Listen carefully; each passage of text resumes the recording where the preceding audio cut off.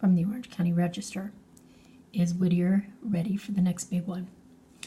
On October 1st, 1987, a then unknown fault launched an earthquake that caused millions in damages.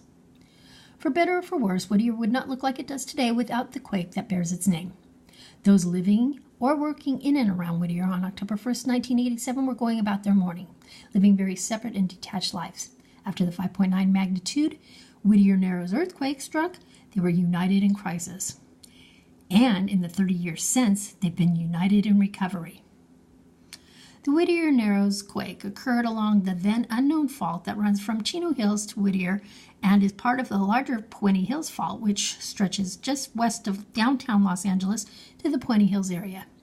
It was the strongest shaker, lasting 20 seconds, to the Los Angeles area since the 6.6 Sylmar quake of 1974, which killed 64 people. As Whittier was still reeling from the initial earthquake at 7:41 a.m., a 5.5 magnitude aftershock hit 3 days later at 3:59 a.m. That was a 4.2. I don't know where they get 5.5. 8 deaths were attributed to the quake, 3 directly. Together, the two caused at least $358 million in property damage, about $760 million in today's dollars, according to a news release from the California Earthquake Authority.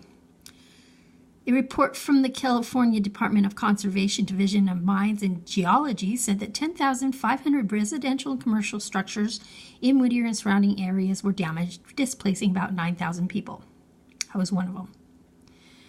Uptown Whittier and the Old Town sections of Pasadena and Alhambra took the brunt of it. These areas had a number of unreinforced masonry buildings that suffered partial or complete collapse. Wood frame structures performed better, but damaged, such as collapsed or cracked chimneys, cracked plaster, broken windows, and damaged porches, garages, and garage doors still occurred. Hundreds of houses and thousands of apartment units were destroyed or heavily damaged. Okay, I'm not going to read anymore because I can't read out loud well at all. It's been 30 years since this happened.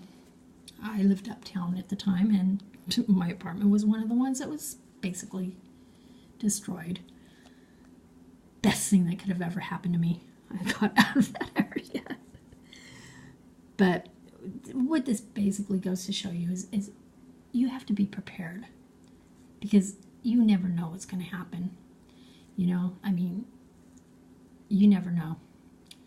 Earthquake come out of nowhere and do all kinds of devastating things.